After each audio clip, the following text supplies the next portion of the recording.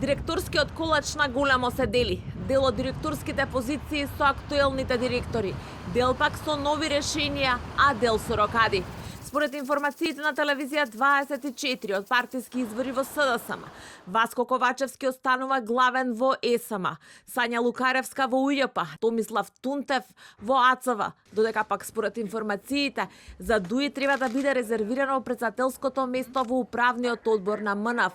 Во поделбата според информациите на телевизија 24 ќе има рокади на дел од актуелните функционери.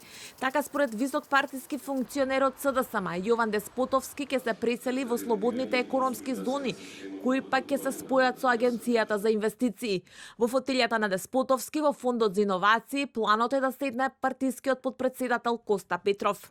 Телевизија 24 веќе објави дека со царина ќе директорува поранешниот министер за транспорт и врски Горан Сугаревски, а дека пратеникот и партиски подпредседател Мухамед Закири во своји раце ќе го земе Фондот за здравство, како и дека поранешниот пратеник Харило Квенец ќе оди во Телеком.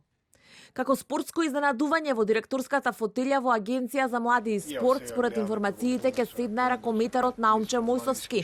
Според планираното се очекува спојување и на пошта и на Агенцијата за пошти, а таму се очекува директор да стане актуелниот заменик Ненад Јосевски. Да се пресече се чека за Фондот за пензиско осигурување и за Македонија ПАТ. Додека пак за железници и инфраструктура се споминува досегашниот прв човек на државни патишта Зоран Китанов.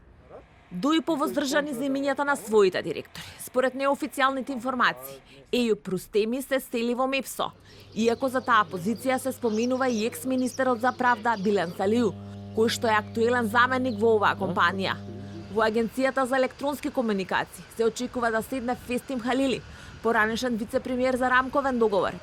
Од поголемите компании Дуи ќе раководи со државни патишта, како и со предпријатието за изградба и стопанисување со стамбен и деловен простор, но не се откриваат фаворитите на Ахмети.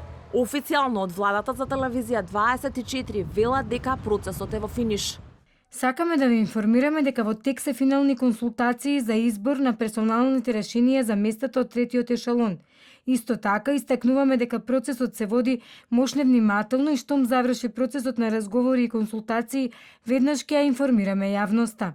Вториот ешалон пак помалку посакуван од третиот.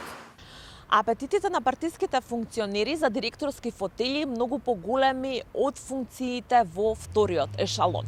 Заменик министерските места, пак иако според најавите се прецизирани, предлогот се уште не е стигнат до собрание.